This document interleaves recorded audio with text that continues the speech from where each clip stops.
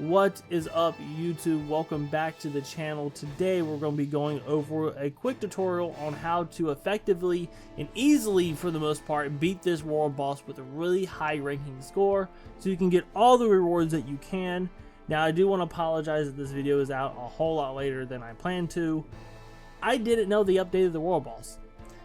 Long story short, I didn't get a video out in time when it initially dropped, so I was like, okay, everyone kind of already knows how to do it. There's no need to make a video on it. And then I noticed that they updated it. I don't know how long it's been updated. I have a team that works really well for this, so I figured I'd make a video on it just in case there's a few people, you know, in the future when it comes back, if it does come back, or, you know, that's farming it now, that isn't doing very effectively. So as you can see, I do have 9.5 million damage, which does give me a top 2% ranking for this event. Before we get into the team and everything like that, if you could drop a like and sub to the channel if you are new. If you have not seen our Julius summons on this channel yet, I highly recommend looking at them and checking them out. It's big highs and lows right there. It's two separate videos. They'll be linked down in the summon playlist down below, as well as an iCard on screen probably since the beginning of the video. Okay, so this is the team setup that we're going for. Practically what we're doing is we're using Nebra and Lotus here to debuff the enemy so he moves slower and takes a lot more damage. We're using Vermilion just to give us some increased defense and some heals, and res someone if they do inevitably die, because sometimes they just do. And then also we have Asta here for the main damage dealer. He's going to be hitting like a freaking truck the entire time. The longer it goes, as you know, each turn he does buff himself, and then on top of that, the boss will be taking more damage as time goes on, which we'll go over. Team 2, practically we use Charmy here to heal.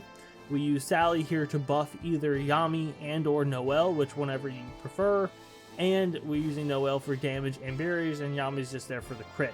I will say my Yami is not built. He's not even max level. I've been pulling so many units. I've been struggling to max everyone out right now, so he's not built. So for our playthrough and our run, we're going to be buffing Noelle the entire time with Sally, so that's going to be our go-to.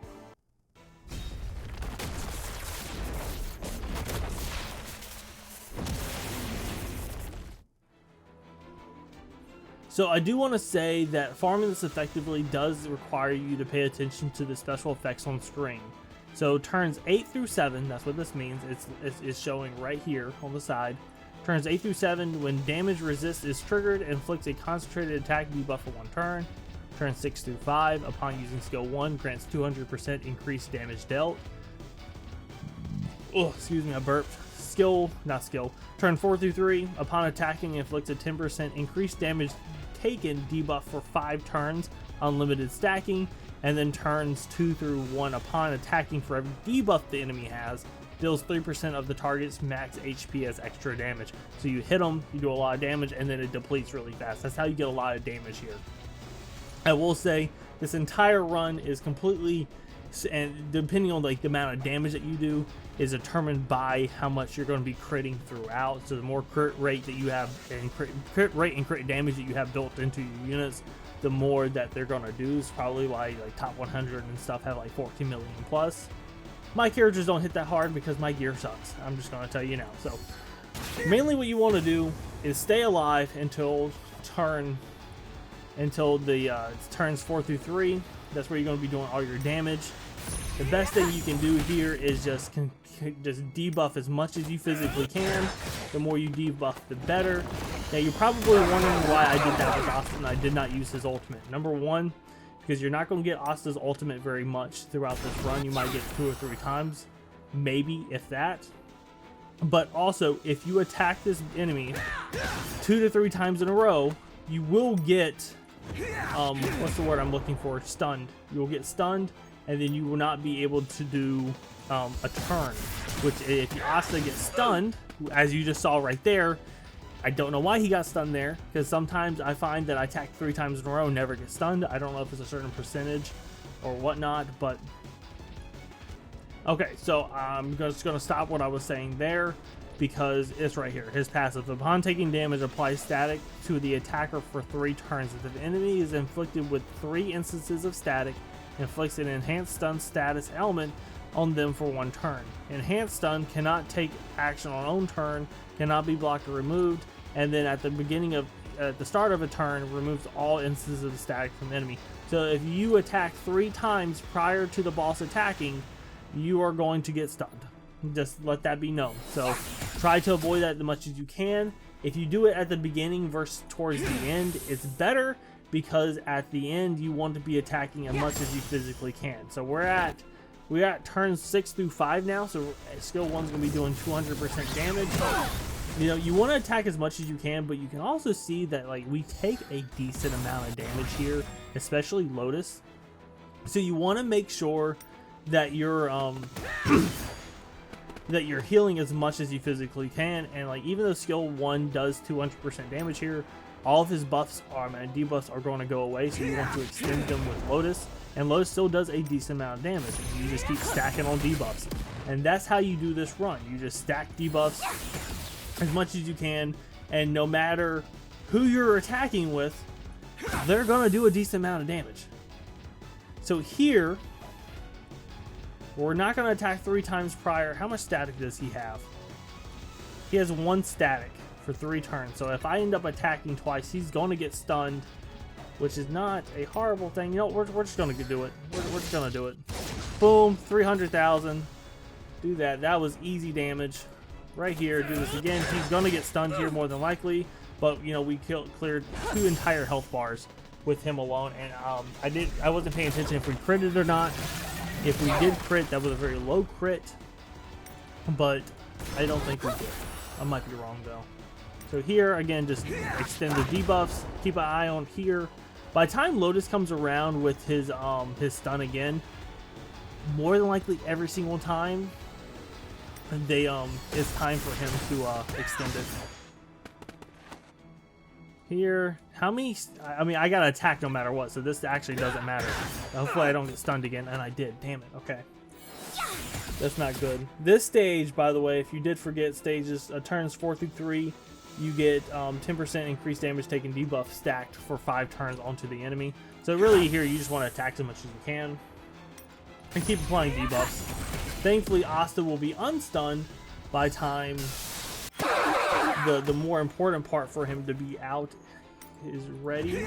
Let's see, extend here. Vermilion, I can't heal, which this is not good. Hopefully we don't lose anybody. And if we do lose somebody, hopefully it's not Asta. If we do lose Asta, this turn is, this run's kind of chalked. But you can see all that damage? All that damage? That's why you want to make sure you're attacking every single turn. And if you can, and I know this isn't always going to work out, but if you can attack with Asta at the beginning of the boss's health bar, especially if you have ult, that is the best case scenario. So because we get attack again now. Bam. Boom, health bar gone. We're dropping decent damage. It's not the best damage that I've dropped here, because like I said, it really depends on crit rate and all the other stuff that you're going to be doing. But we still got a few runs. Now we're to the point that, like, do we heal or do we do damage? Because if we don't heal, you know what? We're not going to heal. For the sake of the video, we're just going to keep on going. Hopefully that doesn't end our run. I don't think it will. Asta's going to clear that health bar. You can see we're doing a lot of damage. Asta is stunned now. But we can do this, which is going to kill him. Oh, they didn't finish his health bar. Boom. Unfortunately, Asta and Lotus are both stunned, which is not very good for us. In no way, but it doesn't matter because we're not going to outspeed that bar again. So, boom. That is phase 1 done and dealt with.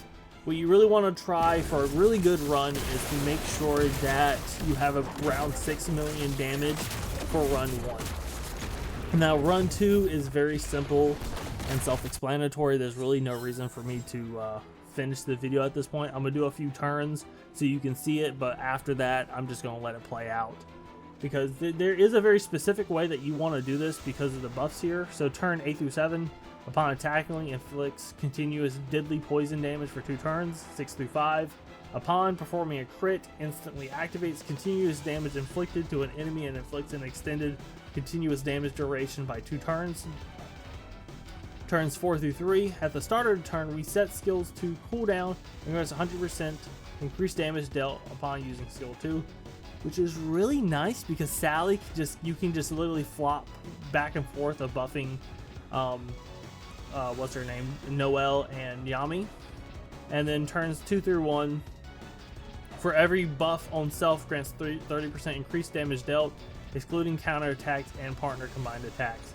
So I mean, with Sally, by the time the last few turns come up, Sally's going to be doing a lot of damage.